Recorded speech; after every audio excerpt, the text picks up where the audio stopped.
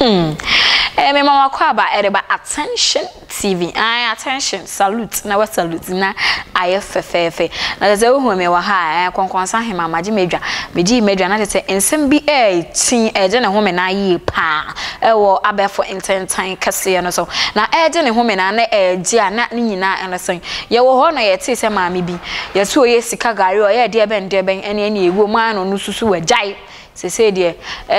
wakọ ote asori ye kote asori o ye te asori na ote asori ni nyina so yesa meti bi mu wesebu nkrofo afa so for the second time to say me cry na me te ase we na abrante bi e fra ne Peter Paradise e da beta want say ye mu bebrete say yes AGRADAA e yare ne ho mfa no police for chain no ne ho mfa no ade na say waboa o Ghana police for mani na ho na maami we sika gari ne honhom no ewo ni mudzem ewo ni widiem te se entimi mfiri muda na he obi ofiri abosomfiem anwan mo ofiri ho ba asori fie wasan be nwan mo de na chese wontimi nwan eye a police for so enka ho ensinu Ghana police service Peter Paradise say mani na ho na maame no woboa wanyare yenkoni yenkotie ensem a Peter Paradise ekan na yembra asodin enya depa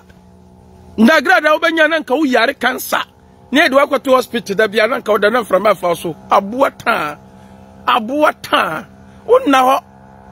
o yare no nyale kwasia endro bi na wanu num na obrichi ni na etim fifire yadu beba kwasia mpanyi ne se mi yare wo yare wo ifa wo yare AGRADAA wo yare ifa unkwa cases side abeto so almost cases 200 and something cases nipa baako adan nipa baako enam so nipa bebre wu e wo man we mu AGRADAA nti enipa bebre do mo agya pade ene o mu dan o mu atonton de akwasi awoa so mu kwakwaji ska gari bebre koya wa kunkum o mu bebre susu ewui because you this girl na nim to say yi na ntwetwe a wo de da wosa no hwenanim wasiempanyini wanim se na Kenyafo ofiri wanim se Kenyafo ofiri ya sa kwasira nkwasi yankunu biem na betim fifiri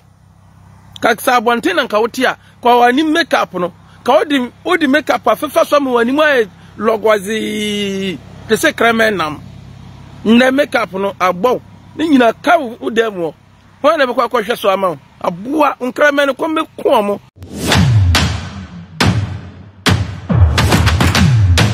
ai nti video ebe to mu no ye nyina ye hu se ampa omuni kronfo na nam nti omu atwe omu ho agya kronfo no na ka apia stadium nyina no omu nyina ya advert ma AGRADAA thank you nana bangege si eye midase video ebe to mu no na apia stadium no omu nyina ye videos e de ma AGRADAA bona baso ne nkwasi adwuma a woye amanfo bebre no omu dinachi mebra manase ene mebra natina mo no mu nyina eyankofo bi a no mu to AGRADAA fo se obesesa na se ne ebe ya no hunkwaye ahi bebre naja amankrado yinti wantie amankrado yinti o wantie ye chi amankrado nan kasa de tumu police car ne gina ho no ye chi no police fo na gina no ho no ye chi ne de tumu ye chi no wa Accra Central ade no koy AGRADAA si da o ma amankrado da prison da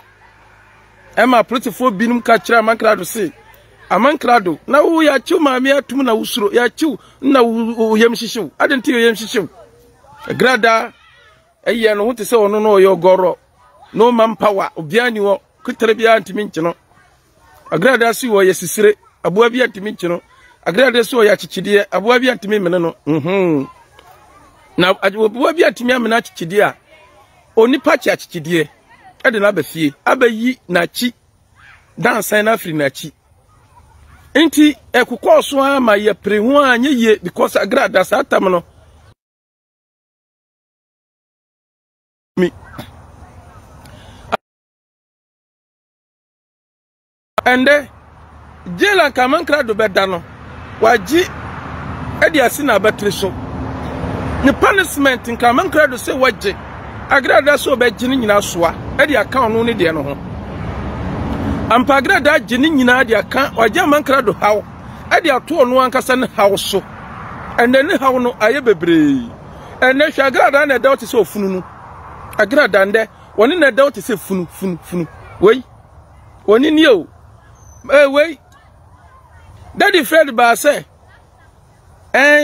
say obi asomo me so din kwasafu wachi a odi kwasafu wachi a daddy Fred oni de waji me ma me fala sam to nchan enti nima bebre happen about amankrado was a amankrado a deep bone was in kya chino agrada anti a place for shagrada nim eja amankrado so wonko ena agrada no wo pri ye wa beji ade so nyina de asoa eno na agrada si wa yare ye de ade kura sa chichiri ne nan ma me nya yare agrada me so nya ya wa nim kokko te sa yi akokoto ya toton hwawu na oda te se funu no agrada ni o woni nya hu hwe hankop guninsa hankop ne guninsa no ne dia chichil bed kwase ampanyini wo yare unyare agrada ntimi yare sa o ntimi yare approach for na willies ne si wanyare doctor na hwe wase bibia anya no wanyare opehome ahome opese mframa bi fa owo beda ebru 300 inches na oda so wafie nti wonnim se o pe bed papa so ada mamprama fafa o air condition wo fie o so pe prison air condition nti enjoy prison air condition no sa wonnim nyansa anim se fie air condition obi ntimi hye wo so wan no be hye wo so a ka wo ja kro no bo ka kro no ko wan fa nya waja pade ko wan fa zan nya waja pade nda de agrada se o pagana fo achaw agrada se o pagana fo achaw se yem fa le boni nche no agrada yetimi njintum sa uye kronfo eweso ni krono amani edi uye kronfo eweso ni krono amani edi